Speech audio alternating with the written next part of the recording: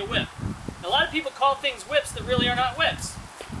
For example, if you've ever seen the TV shows, movies that were made about, let's see, ancient Egypt or pre-Civil War times, anything like that, and you see a slave being beaten with a bullwhip, it's wrong. It didn't happen that way. The reason it didn't happen that way is because when you see that happen, you see the guy go like this, and then the whip comes around the guy, and it smacks him and cracks all at the same time. Let's demonstrate that, shall we, with this nice tree here. No, we need volunteers. Here's what the whip sounds like. Who cropped last year? Right? Right. Now I'm going to hit the tree. No crack. Right. Somehow, on TV, there's always a crack. It's the sound effect. The thing is that when the whip strikes something, it doesn't work anymore. Now, until the whip cracks, it's dangerous. Once that crack has happened, it's still a little dangerous, but it can't do as much damage as you would think. It's slowed down a lot by that point. Do any of you know why the whip cracks? Breaks the sound barrier. Breaks the sound barrier. Now, everybody knows that, but they don't know why it breaks the sound barrier. Because, honestly, the Brontosaurus was doing this way before there were people on the planet. They would walk through the jungle and whip their tails like this, and they'd get that. All the time. They were doing it ahead of time. And there's actually evidence to support that. I don't know all of it, so go find an anthropologist. Paleontologists, all those kind of people. But what I can tell you is it works a little bit like a speed skater. If you've ever seen a speed skater go into a circle spin, and then they fold up their body like this, and they just seem to go faster and faster, that's why the whip works. I'm applying energy towards the handle, it travels down the body, or the foam of the whip, is what this is called, and as the whip gets smaller, there's less resistance. So the energy picks up speed. As it gets to the end, you end up about, right about there. It actually has a concussion with the air as it crosses the sound barrier, right about at 760 miles an hour or so. It varies with your air pressure. No wonder that doesn't make any noise. But the popper, depending who's holding it, how about that? The popper is sort of misnamed. Now, I was going to tell you just a second ago what it takes to be called a whip. It needs to have a handle, and you guys can look at your own whips and see if you have all these parts.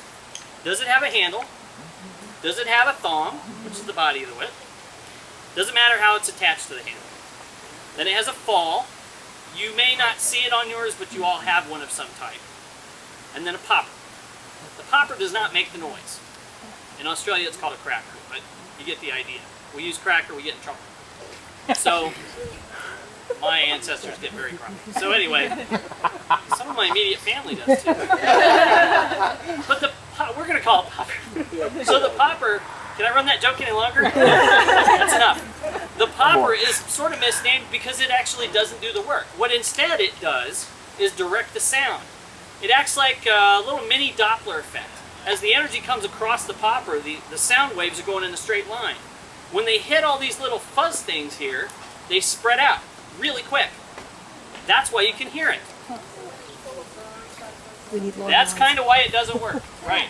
If it gets tangled up, full of burrs, stuff like that, it won't make a noise. And the reason for that is because it just kills it off. Now, so now that you know what the parts are of a whip, even though this is kind of a crappy one, this is what I started with, it still has all the right pieces. The other piece of criteria, if you know what this is, we have to do a different kind of discussion. The kids are gone, it's okay. The kids are gone, okay. Last night. I hope you had a shorter handle. This is called a flog. Now, oddly, these look very similar. Because this used to be that. And all I did was take the end loose and add more lashes to it. Now, the interesting thing is, this is no longer a whip. Now, there's no end-all, be-all, this is how it is. Don't get me wrong. I didn't make this stuff up.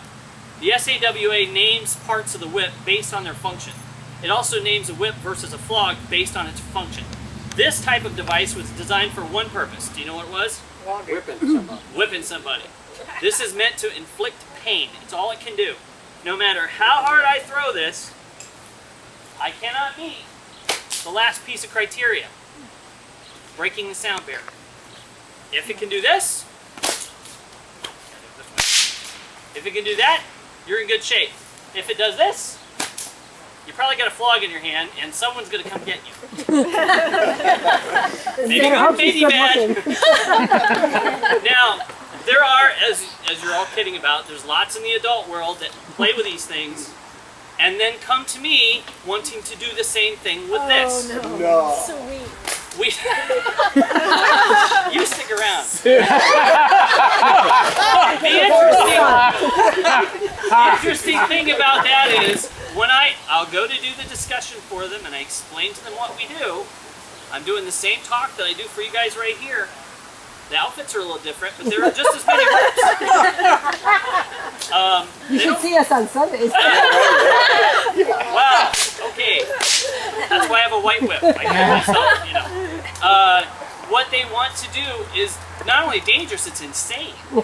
You know, there are, to put it mildly, there are sensual ways to throw this so it looks really cool and very elegant and all that. But if you strike somebody with this, you're going to lay them open like a surgical instrument. It's just that simple. With no crack. So you've lost the whole, you know, mental part of this. The thing is that I do a demonstration with a banana, which I'm not going to do today. We put the banana in a clamp, and I take the whip, and I'm just talking very casually, usually a lot quieter than this because we're in closer space.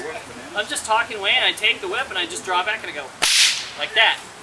And a split second goes by, and the half of the banana just drops away. Now the guys tend to demonstrate. The women all want to order one. Then we have a new problem. But it drives home immediately. Oh crap, I better be careful. Because it's the one thing in their little toy bag that's actually dangerous. Okay? Now here's the other problem. I go at it a second time. And I only go halfway through. So there's a little bit of the banana skin hanging there. That's not good of me. And there's a little bit of the inside of the banana is now starting to get a little nasty. And then it sort of drops away, but the skin is still hanging there. Now they're ready to crawl under the table. They're done. All right, we don't want one anymore. Thank you. We appreciate that. So there's a lot of like safety education that goes along with it. With that being said, I saw a lot of scary stuff a few minutes ago. Now, is there a right or wrong way? It depends on what you're doing, okay? There is a right way if you're trying to be precise, if you're trying to do the kinds of things that I do. There is a wrong way if you're hitting yourself. If you feel it, you're doing it wrong. If you hit your animals, you hit your horse, you hit somebody that's riding next to you, you're probably doing it wrong. Or they need to move further away. Same problem, different reaction, okay? So with something like this, if you're on the back of a horse, you got a little bit of a problem because the handle is so short. That's why you all have really long handles. At one time, the handles of your whips were designed to be a status symbol. They're often decorated with gold and silver and all sorts of nifty things. That way, you could slip the old whip out, slip a new one on. That's why you got the big flat piece in there. And you keep your handle. Usually it was engraved, has your name in it, all that sort of stuff. Okay? So, with a horseback thing, this is kind of a problem. So the Irish and the Australians somehow came up with something at the same moment. Whatever it was they were drinking worked out. And they created an Australian stock whip. Now someone said my whips weren't very loud. What do you think? They're loud. I'm putting nothing into this, folks. I'd be real happy with that. Here's what I saw a little while ago.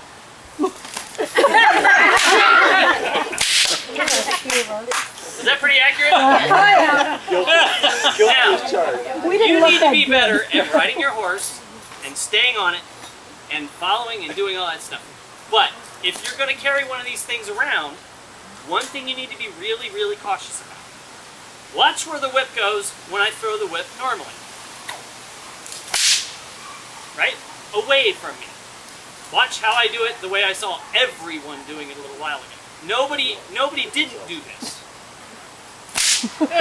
You see the problem there? I'll do it again.